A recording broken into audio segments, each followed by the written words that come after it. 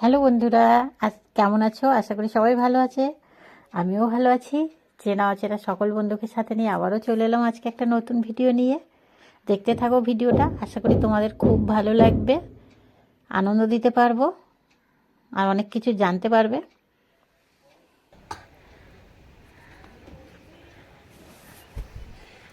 দেখো বন্ধুরা, আবার সেই দাদুর বাগানে চলে এসেছি।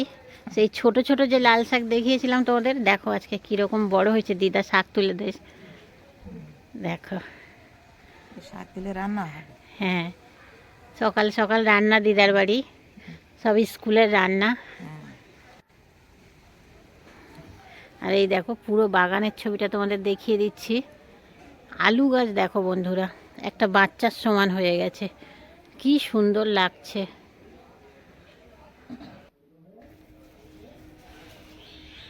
যত বড় বেগুন ছবিতে কিন্তু তত আসছে না, ছোটই আসছে, কিন্তু বেগুনগুলো বিশাল বড় বড় বেগুন,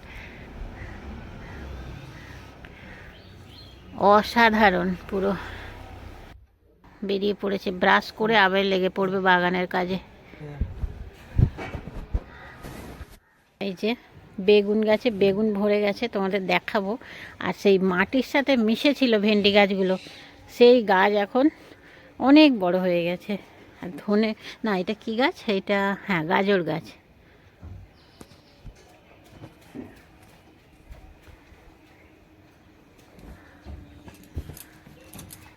ভিতরে ভিতরে আবার কপি গাছও আছে।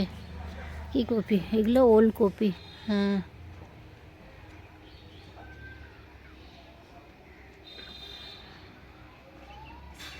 অসম্ভব সুন্দর লাগছে বাগানটা, অসম্ভব সুন্দর। সকালবেলা ঘুম থেকে উঠে বাগানের দিকে তাকালেই মনটা জুড়িয়ে যাবে। হ্যাঁ বলো।